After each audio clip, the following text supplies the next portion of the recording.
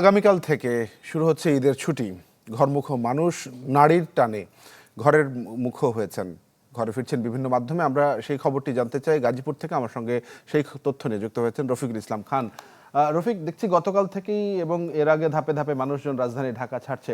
সব মিলে এবারের ঈদ যাত্রাটা কেমন হবে? প্রশাসনিক যে ব্যবস্থা, সড়কের যে ব্যবস্থা, সেটি আসলে কেমন?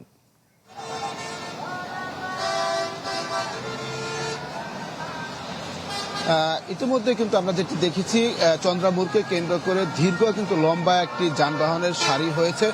অর্থাৎ আমরা যেটি দেখছি, গত শুক্রবার থেকে কিন্তু মানুষ আসলে তার বাড়ি যাচ্ছে। আজকে কিন্তু তার সংখ্যাটা কিছুটা বেড়েছে এবং এই মানুষ এবং যাত্রীর চাপ বাড়ার কারণে কিন্তু চন্দ্রামুরকে কেন্দ্র করে দীর্ঘ লম্বা একটি যানবাহনের যে সারি, সেই সারি লক্ষ্য করা গেছে। আপনি জানেন, আজকে কিন্তু সরকারি চাকরিজীবীদের শেষ কর্মদিবস, অর্থাৎ ধারণা করা হচ্ছে দুপুরের পর থেকে কিন্তু যাত্রী এবং যানবাহনের যে চাপ, সেটি কিন্তু আরো কয়েক গুণ বেড়ে যাবে এবং চাপ বেড়ে যাওয়ার কারণে পুলিশ প্রশাসনের পক্ষ থেকে আসলে 3 স্তরের নিরাপত্তা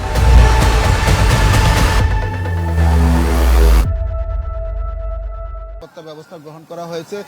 চন্দ্রামুর সহ যে গাজীপুর চৌরাস্তা রয়েছে, সেখানে হাইওয়ে পুলিশের পাশাপাশি জেলা পুলিশ ও মেট্রোপলিটন পুলিশ কিন্তু কাজ করে যাচ্ছে। তারা যেটি বলছেন, যাতে করে বড় ধরনের কোনো যানজটের সৃষ্টি না হয়, সেই জন্য তারা কাজ করে যাচ্ছে। তাছাড়া চন্দ্রামুরকে কেন্দ্র করে প্রতি বছরই কিন্তু মানুষের ভোগান্তি বাড়ে এবং যানবাহনের দীর্ঘ লাইন হয়।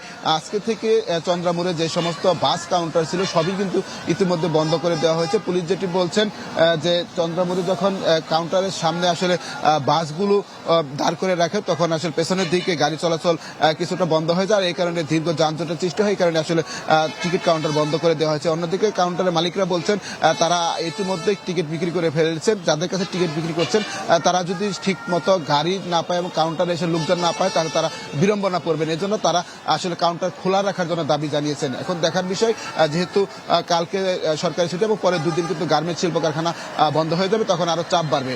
এই ছিল এখান থেকে সর্বশেষ খবর। জি খান, ধন্যবাদ আপনাকে আমাদের সঙ্গে যুক্ত হওয়ার জন্য। রফিকুল ইসলাম খান জানাচ্ছিলেন গাজীপুর থেকে ঘরমুখো মানুষের খবর।